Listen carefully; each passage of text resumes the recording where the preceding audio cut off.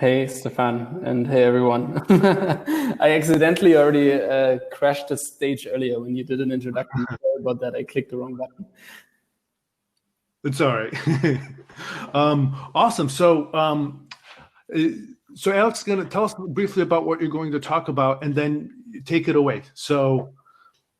Sure, totally. So, I mean, the pressure is on, I guess, after your introduction, Stefan, of the most, or like the talk that people enjoyed the most in the last conferences. I hope you do this time too. But yeah, we are going to bring like a bunch of new insights from our open source community and in general, like what we're seeing in the market about how conversational AI progresses. And I'm really excited also to take any questions. So I like try to go through the talk maybe in like 25 minutes or so, and then there should be some time at the end. So feel free to just pop in your questions here, and I will say, let's start. Awesome, perfect. So we'll see you. Yeah. Perfect. If Stefan, if you can just give me quickly feedback if you can see the slides properly, I think that would be great. Somehow via audio, because I don't see you anymore and can't read. I'll just assume that they will be fine. Cool. Well, my name is Alex. I'm one of the co-founders and the CEO of Rasa. And I have actually really great memories from all these conferences that Stefan has and the team has been hosting over the last couple of years. And I was going through just a bunch of like old memories today on my phone, and I found this picture here, which was the first Chatbot conference in San Francisco in 2017 in September, so over 3 years ago. And as you can see here, at the time was kind of a smaller community, and it was just about the time when Facebook opened up their APIs for developers to build bots, and like kind of everyone got really excited and crazy about it.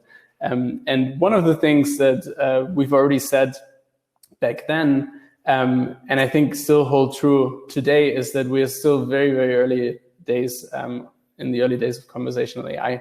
And basically, a lot of the like things that we've seen in the market 3 to 4 years ago, where you have a user that is expecting an AI assistant to do like phenomenal things and just like basically allowing you to literally just get anything done with it.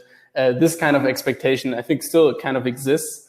But then at the same time, also more and more people came to the conclusion that a lot of assistants can't really deliver that. And then you kind of have this continuum where people think that bots are either super dumb or super intelligent. And in 2018, about 2 years ago, we came up with these 5 levels of conversational AI because we kind of felt that there's some form of like transition happening and kind of a maturity level almost for chatbots and AI assistants. And it's really something that has been received well in the wider community. We had a lot of people doing their own versions of the 5 levels.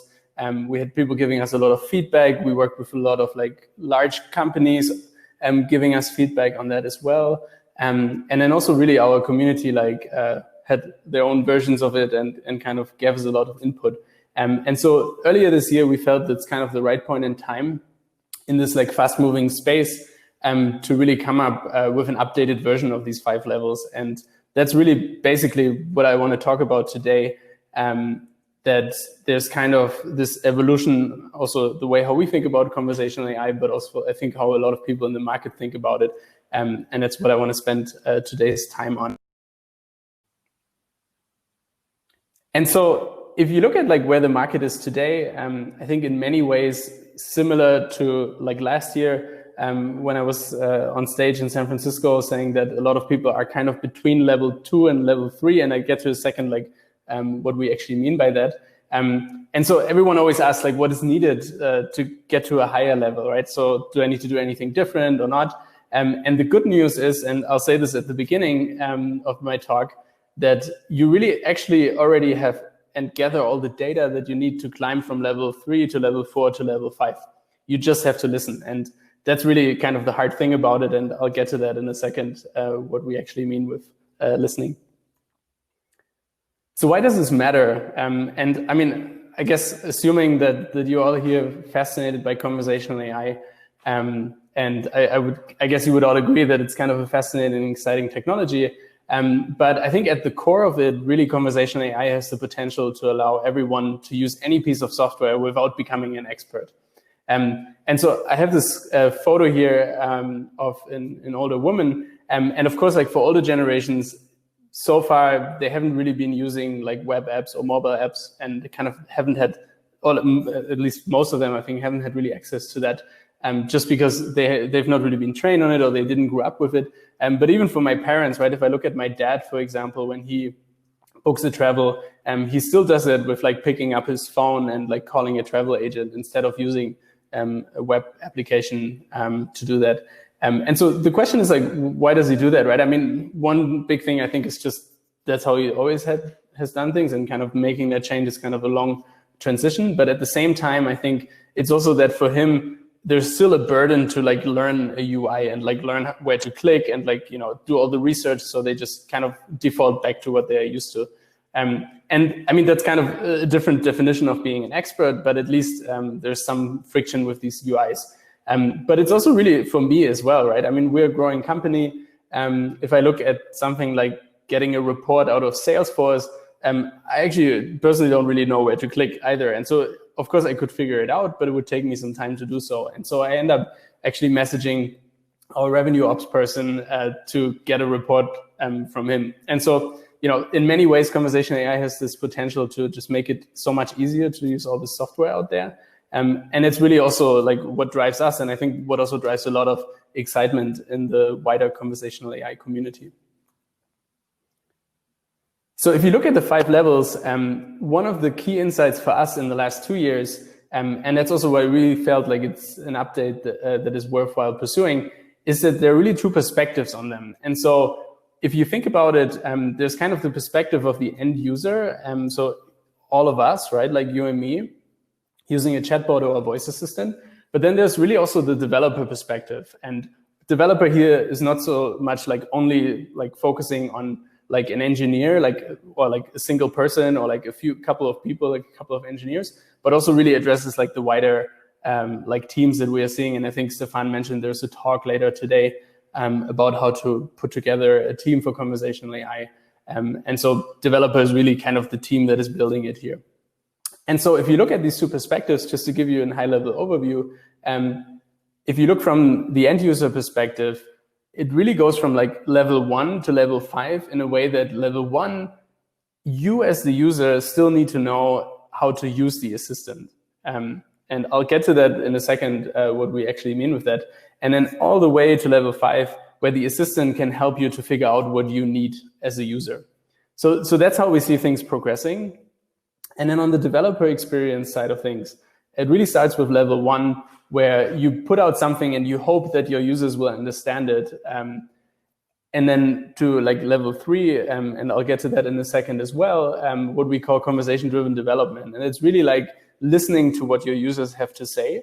But it's also like still a pretty cumbersome process, and you need time, you need resources, you need a team to do so. So the goal for this in the end is really to automate this as much as you can. And it's especially true if you have like millions of conversations, if you're like a large bank or so, you can't possibly go through all of them. So from the end user perspective, I screenshotted this old tote bag here, which I really liked. It was a Chatbot conference in 2016 in Vienna. And so at the time, people were so excited, as I said earlier, right? Like they were like, oh my God, chatbots will be the new apps. And I think ever since, a lot of people have seen plenty of conversations where an AI assistant really failed in the end, and failed really hard. And I'm sure you all have your own stories about that. So the technology really has to get a lot better so that all of this will work as we all intend. But also in many ways, as we progress through these 5 levels, an assistant has to be more accommodating of how humans think and talk. And so less feel like an API endpoint. And I think that's really like a lot of the early examples of chatbots that we've seen 4 years ago. And of course, the history of chatbots goes like way earlier, right? Like if you think of Eliza in the 60s, but kind of the most recent chatbot history has been feeling almost like a command line app. And so that's also the example that I brought here for level 1, where you have a command-based assistant. Basically, all the work is put on the end user. So the example here is like a mortgage quote. So let's imagine you're considering like buying a house or a flat, and you pretty much just want to know like how much the mortgage would be per month. And so in this case, in level 1, the developer really just specifies some form of query that the user needs to understand. And so you as a user, you need to understand that you need to have all these parameters in, otherwise it wouldn't work. And this almost feels more like a form that you fill out, and arguably also probably even less good UI and UX experience for the end user than filling out a web form. But I think a lot of the early chatbots looked similar to that, or at least it felt like that. So basically, for the end user, what has to happen is that with each level, you lower the burden to translate what you want as an end user into the language of kind of the bank in this case, right? Like, because we're talking about a mortgage, but in also like the language of like your telco and your healthcare provider, etc. And so basically, if you lower that burden to translate that, that makes it more accessible to people. And so if you look at level 2, and that's, I think, where most assistants are still today, you have these kind of basic chatbots where you already can have some form of natural language input. Like in this case, I'm interested in mortgage rates. And so then you kind of kick off a flow and a bunch of questions back in order to calculate the mortgage. So this is working pretty well, assuming that your end user is following the happy path. And that's really, I think, where the problem starts. And like I gave a talk at the first chatbot conference like 3 years ago, where I had a slide, I think, and said that your users, unfortunately, don't follow your happy path as a developer, right? So they don't do what you want them to do, especially if you give them like an empty text box and they can type in whatever they want. And so in many ways, this is kind of, where a lot of the market is still until today. And a lot of the things that also we are working on at Rasa and other folks in the community are working on is this level 3, and we call it like a contextual assistant. And so in this case, the end user doesn't necessarily have to follow this like happy path. They actually might ask a question that refers back to some context. So in this case, if the assistant says your estimated monthly repayment would be $920, the user might ask at the end, like, how does it actually compare to renting the place, right, instead of buying it? And it's a pretty, reasonable question to ask for a user. But then in order to handle that, it gets really, really tricky, right? And so you end up like writing a lot of logic as a developer, and we come to that in a second as well, how to mitigate that. Other contextual questions could also be like, maybe you changed your mind and you don't want to get a mortgage for 200K, but like 220K. And so all of those things, right? So all the messy stuff that happens if you let real people talk to an assistant. Level 4 takes it up like in one notch more, right? And so like in level 3, the user still has to kind of know what they want, and that has to fit with like what you can offer. Level 4 is really about like what we call a consultative assistant. And so here the end user could say things like, my kids have gone to college and I want to downsize. So in this case, I mean, also again, reasonable input from an end user, but it doesn't really fit the business logic of how the bank thinks about it, right? Because it's like neither a mortgage nor something else, right? And so basically what you want is you want to help the user to figure out like how what they want fits into your business in this case. And that's basically what the assistant does here.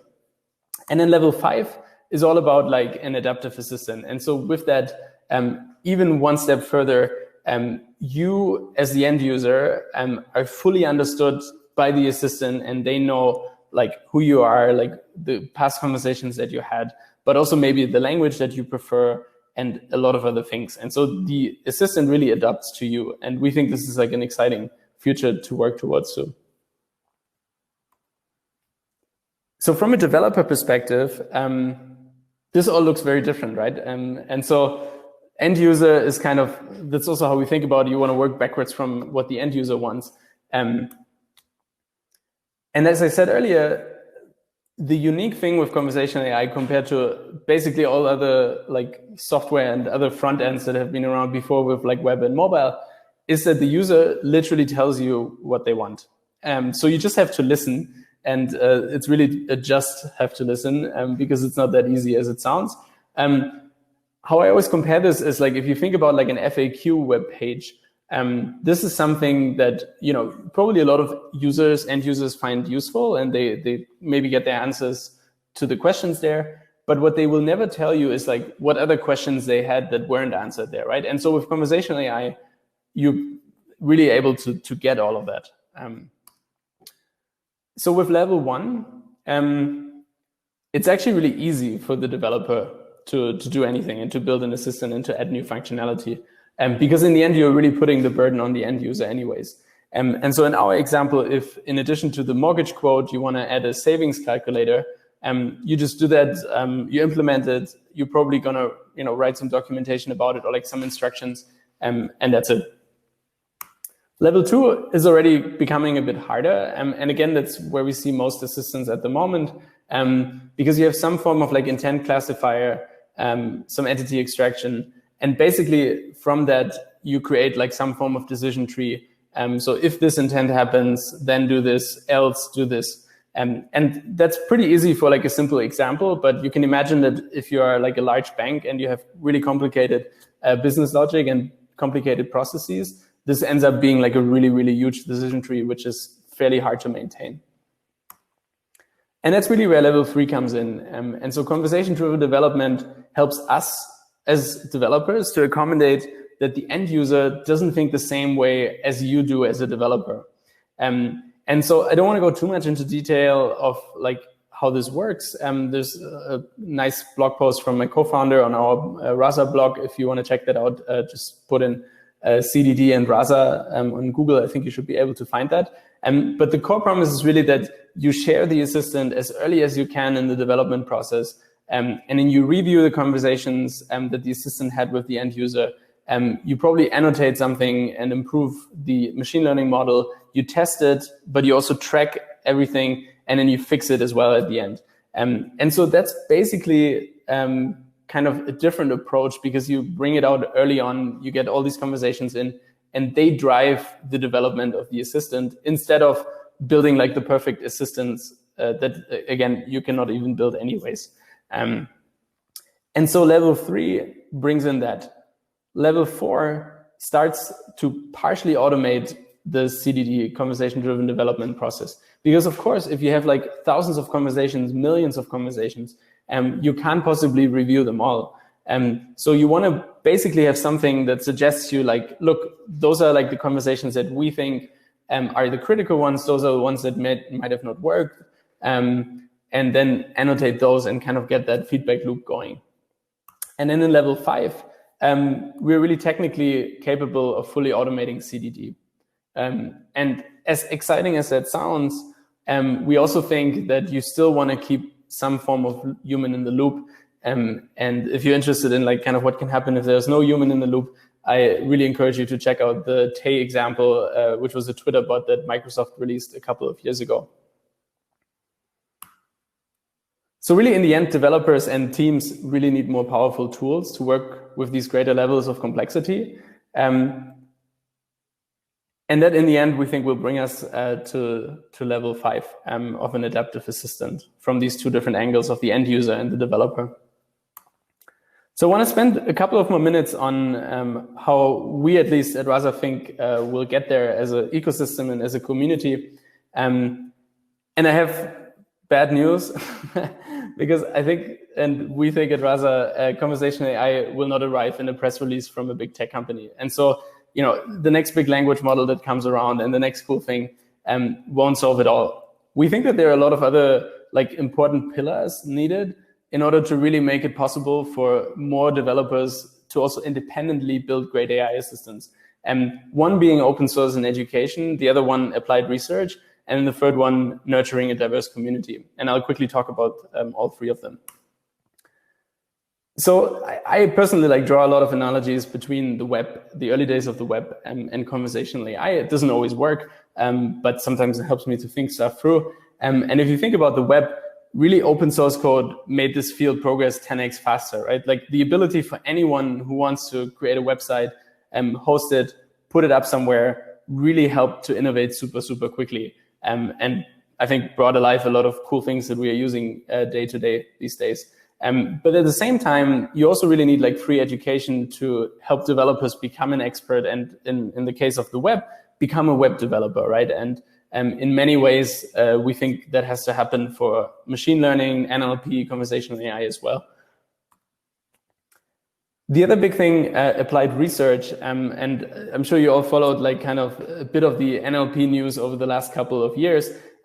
All started, I think, in many ways with BERT being released by Google and open source in 2018. And if you follow that, you'll just realize that every week there's something new happening. And so when we started Rasa like 4 years ago, we already felt like this, like it was already a lot back then, but now it's really like 10x. And so as a developer, you can't possibly read all these papers. But of course, you want to make sure that every developer can benefit from these latest advances. And so that's where like applied research really comes in.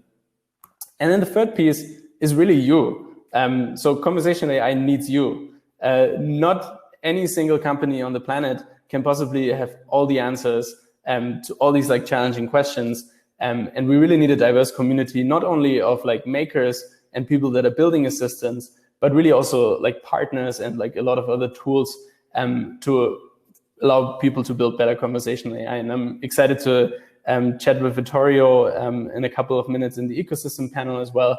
But I know that there are a lot of other folks here as well today who are really pushing this field forward. And I'm really happy that you all do this, and please keep on doing that. Just a couple of words about Rasa in case you don't know us. We have one of the largest like communities for developers in conversational AI. Rasa open source and Rasa X and Rasa Enterprise, our 3 products, are being used across like basically all different verticals from healthcare, insurance, banking, all the way to telcos and many others, across small companies, across huge companies. And our community is very global, and we're super excited about that.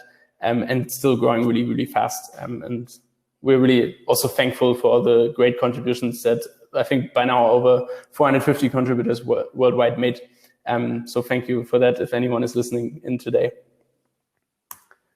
But in addition to the community and the product, we're also a company. We are backed by Excel and Andreessen Horowitz and have been growing really fast. We're about 70 people now, distributed across, or I should say between Berlin and San Francisco in many different countries. We have like 30 different nationalities and are always hiring. So if you're interested, come check out our careers page, rasa.com/careers. Looking forward to hearing from you. I have a lot of positions open, and are always looking for smart folks that want to come help fuel this community and like build better products for developers worldwide. And with that, I'm done with the slides. I would love to hear from you. Any questions? I think, Stefan, we still have around like 10 minutes or so, and I will just try to switch back. And yes. Hi. Awesome. That was a great talk, Alex. It's one of my favorite presentations because it really puts everything into perspective in terms of like where we are and where we're going and what that means in terms of like the bots and the systems that you could build. So we'll open this up for questions. So if you have any questions for Alex, just ask it in the stage area and or the event area, but probably the stage area is better. And then I also have a couple of questions. Sure. So right now you would say that are we like fully in stage 3 or stage 4 or somewhere in between? I mean, I think we're really in between stage 2 and 3 in many ways. So I think more and more people come around the idea that you really want to listen to what the end user says of an assistant, right? And I think in many ways, people also struggle sometimes with their own like mental models of how they are used to ship software. A lot of the things that we are seeing, especially in big companies, is that you have teams that have built the mobile app or the website before.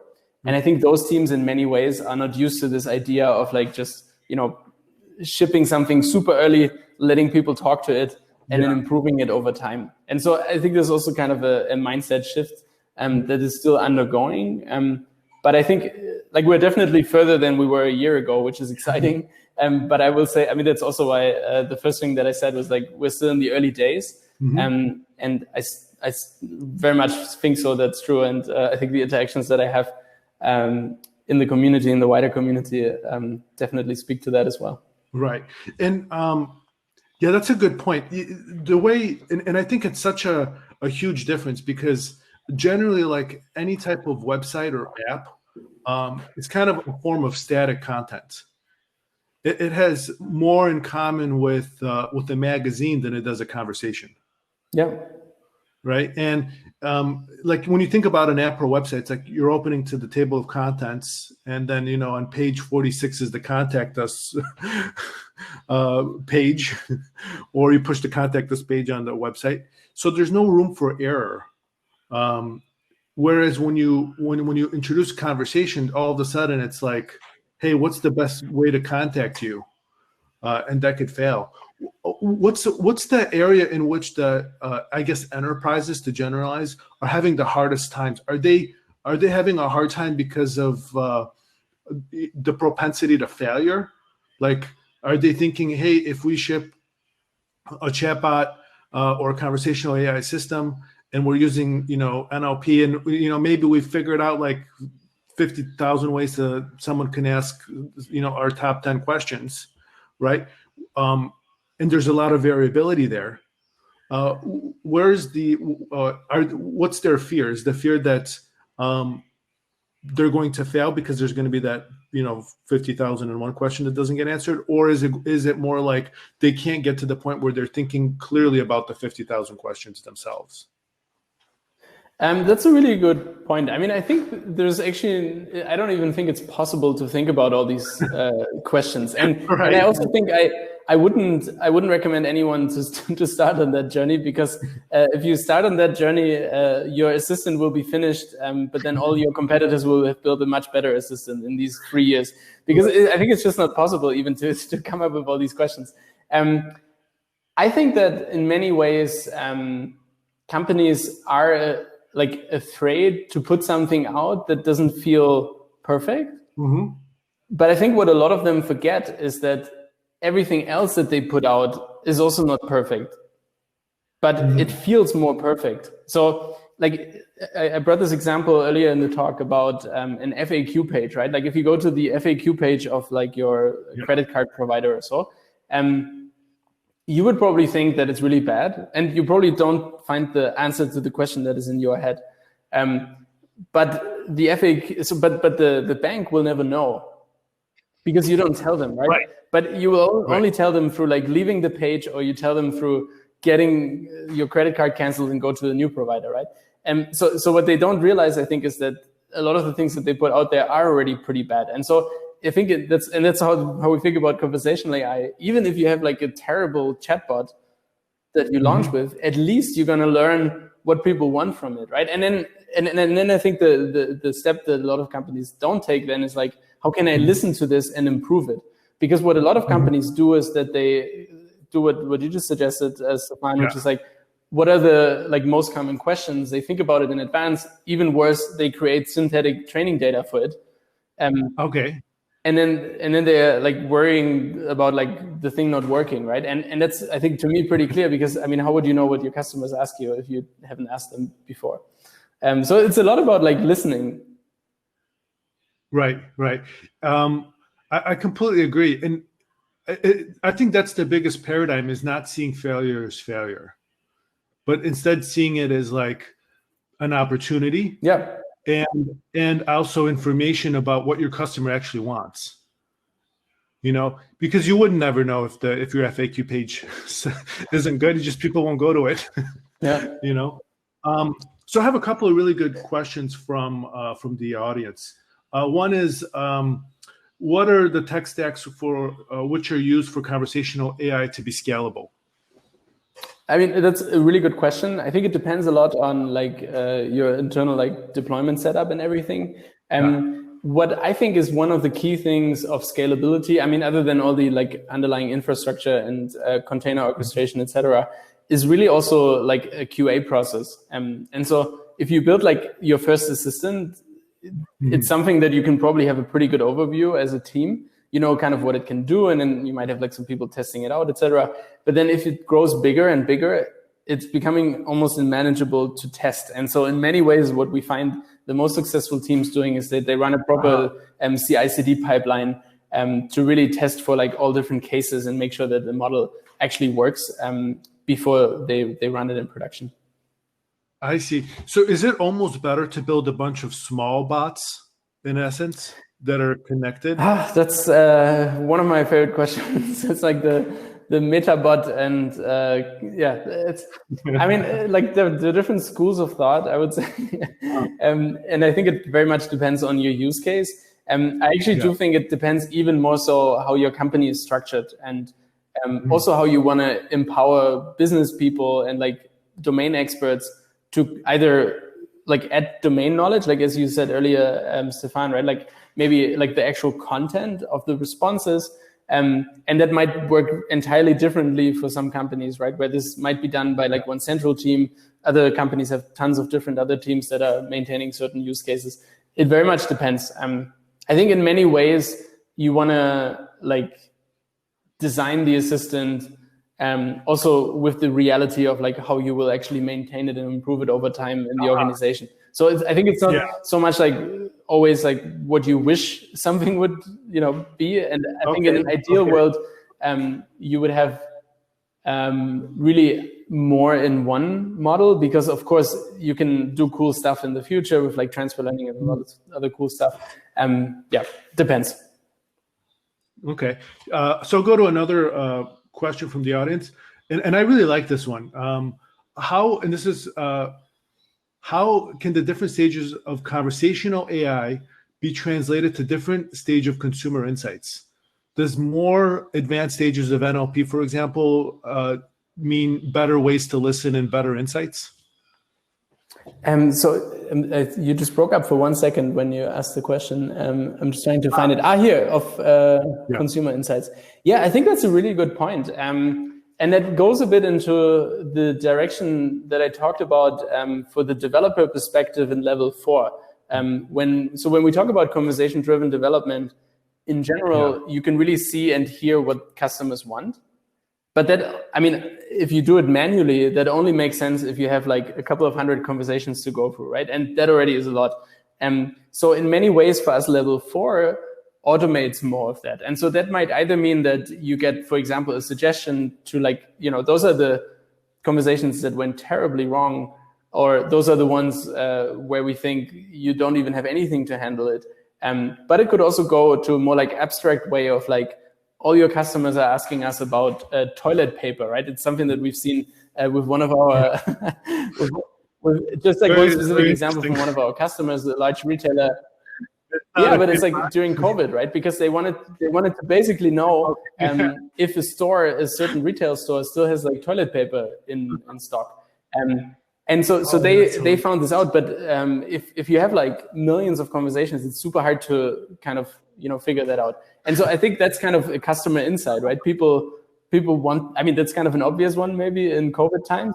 But still, you can leverage that then to also like build other things. And that's one thing I will say. Like, I mean, I'm of course a big believer in conversational AI, but I also believe that a lot of the problems that you and I are facing when trying to contact a company like my telco provider or whoever it is, don't always can be solved with conversational AI, right? Like in many ways, it's also their internal processes. It's like the APIs that they build.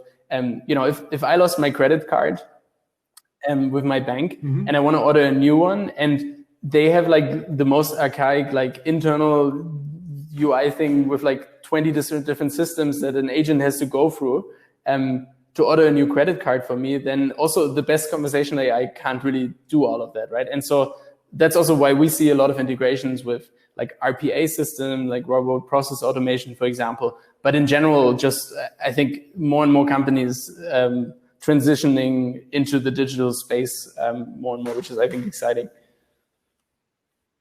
Yeah, and we'll take one more question, and I think this one's kind of important. And I think we've got it a couple of times, but what would you say is the best way to properly build a data set? So you can, so I'll read the question. I think it's optimistic. How to properly build a data set for every possible request a user can make in one single conversation. But I guess the essence of the question is like, what's the best way for companies to build data sets so they can answer questions? And do you want one big one, or do you want separate ones? That's a really good question. I think, again, depends a bit on the use case. I think the best way to build a data set is to build some form of minimum viable assistant, put it out there, do an internal run inside the company and let some people use it and improve it over time, and then just put it live and let real people interact with it. I think that's the best data in many ways. If you have like transcripts of conversations, that's great. But the real problem, I think, is that people will just interact differently with the bot. And the problems that people might have had in these transcripts might not exist anymore. Because again, as I said earlier, these assistants, they don't live in isolation, right? Like if, for example, let's say your website is broken, people will call you and ask different questions than when your website is live, right? And so I think in many ways, you want to make sure that an assistant talks to real users and you learn from that. And that's basically what we call conversation-driven development. I can also share the blog post here later on. Okay, perfect. And we've had a number of people asking about how they can get the presentation. Good question. I can figure that out after the ecosystem panel, but we happily share it. Why don't we say this, that, Rasa has a booth in the Expo tab. So if you go to the Expo tab and you enter their raffle, they're giving away swag, but they'll also give you Alex's presentation. So that's probably the easiest way to get it. And next to the ecosystem panel, and I know, Bro, you're in here. I could see you. Can you follow the backstage link and join us for the ecosystem? Yeah, there he is.